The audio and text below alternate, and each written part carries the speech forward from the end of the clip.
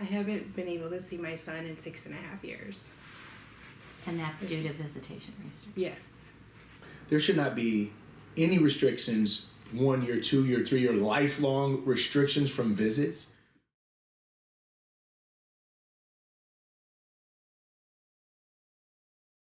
And you're punishing the individual, but you're punishing that family. Is that rehabilitative in what you're doing? The restrictions on visiting my brother in prison has been so hard on me and my family.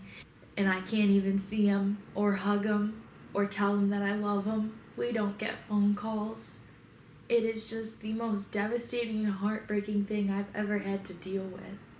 So having an incarcerated child has been the most painful experience of my life. For me, it's been physically exhausting. It's impacted my own sleep. It's impacted my health.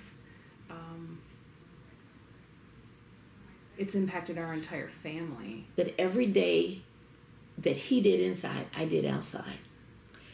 And including the experience of the stress, the anxiety. The visitation restrictions have affected my mental health in the way that I feel lonely. I don't feel like I have the support that I once had when I could rely on 4 to 8 hours a weekend. Every other weekend I was driving, making that long 4-hour drive to see him because it was worth it. How long will you not be able to see him in person? I will not be able to see my son as it is today with the policy in place indefinitely, ever. That's terrible. And if he's made to do the duration of his time, it will be 2040 when he comes home. And I will be 80. As mother and son, I mean, he doesn't know anything about our daily events. I don't know anything about his daily events, happenings in the family he's not aware of, that sort of thing. There's times that I have to just hand it to a higher power. Everyone needs a hug from their mom, their sister, their family. Everybody does. And without it, you just feel like you're alone. You lose so much in communication as well when you can't see them and their nonverbal cues. That communicates so much more than just the words on the phone. Since we've lost the visits, his mood has declined, his mental health is regressing, he's sleeping all of the time, and I just don't hear that spark. So it's also affected my mental health as well. How can there be connections? How can people flourish? How can people have hope when they can't see their loved ones? How do you explain to a 2-year-old that you can't visit your parent? Many people have actually lost loved ones without even having visits prior to their death.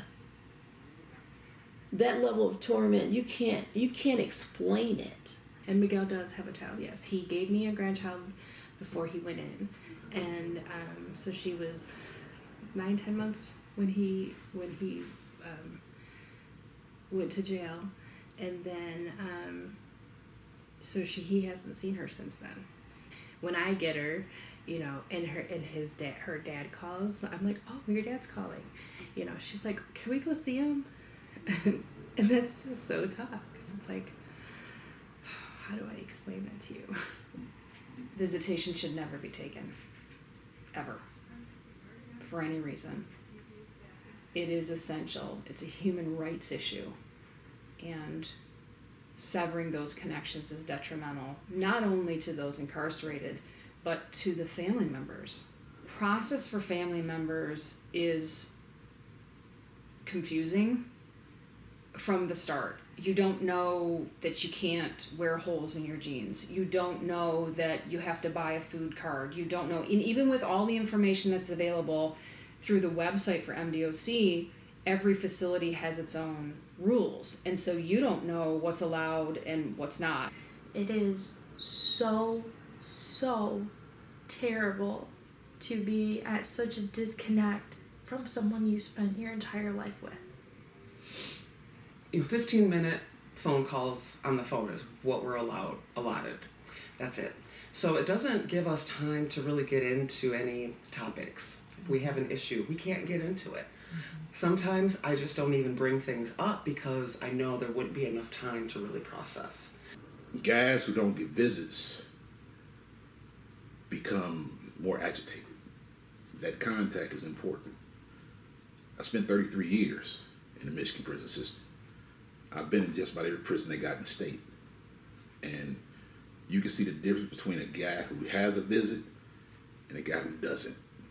Staff can attest that visits are about the best management tool they can have, because that family contact calms a person down. The more people have visits, the less problems there is in the prison. When people are looking forward to visits, when they don't have visits, they don't care. So taking them away just doesn't make sense for the safety inside or community safety. And I know it's got to be worse when he's by himself. He never did well on his own. He always had his family. So restricting him of that can't be good for him. We watched him slip from, I can do this, I can get into programs, I can make it through this, to hopelessness in a way. Even he wouldn't make phone calls because I think reaching out was too painful even then.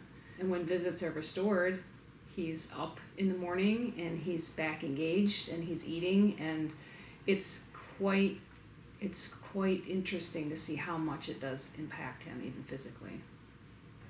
You know, Michigan talks about having a safer Michigan. A safer Michigan is when children is able to see their parent, because guess what? They don't have the same behavioral problems. They don't have the same problems in school if they don't. So that creates a safer Michigan when they get to see their parents. The worst form of torture that you experience inside a prison is mental. And if you don't have the ability to compartmentalize your life, you'll fall apart in there. And I watch many men go down a path of self-destruction because they're not being given the tools they need to better themselves. And so getting into the same room with people that you trust already and that you love is calming to the nervous system, and it allows for the brain to process in a different way. The prison system being what it is, everyone's on high alert. You know, the system is scanning for what's going wrong. And when you get that 2-hour break from the intensity of and the sound, the loudness of prison, and you just get to be loved, and you can take a deep breath, I think it allows fertile ground for change to happen. I absolutely do not believe that visit restrictions are helpful at all. So if you could tell the legislators one thing about visitation, what would you want to share with them? Just emphasizing just the importance of just connection. You know, it's so vital for them, and it's like they're like, I forget who said it, but he really said it best. It's like we've already incarcerated these individuals, and people like my son, for a crime that they've done, and they're doing their punishment. This is their punishment, to be incarcerated. They shouldn't have to be dehumanized and not be able to have connections to people who love them or whom they love and need, so that they can just be whole. I have tried to appeal the restriction. I have sent letters to representatives, to the governor, to the director of MDOC. I have contacted outside supports in California. I'm getting no response, and I know that he's also been trying to go through all of the proper procedures. It's more rehabilitative, I believe, for a prisoner to be able to stay in touch with their loved ones, have that meaningful human contact for their well-being, their happiness. Thomas told me that those visits, being able to be out in the visiting room, helps him feel human again. Why, if somebody, for instance, has substance use tickets, why are you taking me to visits? Like, that seems so arbitrary to me. So my message to legislators are, if we truly want justice, restorative justice, people coming home in a better situation, because 80% of the people that are incarcerated in Michigan are coming home. Let's have them come home with great mental health, taking care of the substance use disorders if there's any, in a way to easily come back to family. See, if you're connected throughout your incarceration, that reentry isn't as hard.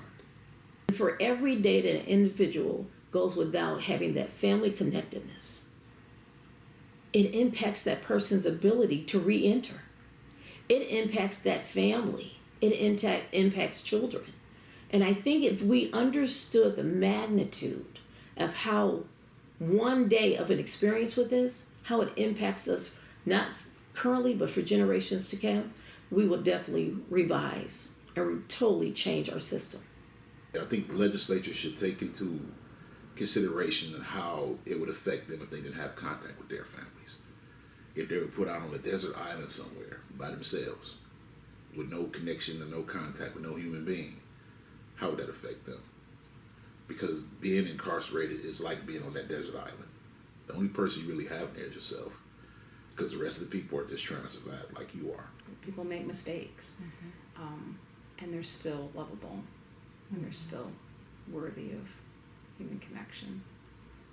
To have a human being who loves you and believes in you, make eye contact and say, I'm here and I got you and I love you and you got a whole life ahead of you. Be the voice for your loved one. You can impact change on their behalf, but we have to be their voice. To say to families, don't give up. It was so important for me to be able to, because this system, I couldn't understand it, let alone navigate it. And I always figured this is the way to go around it, over it, through it, under it. Don't give up. Don't give up hope.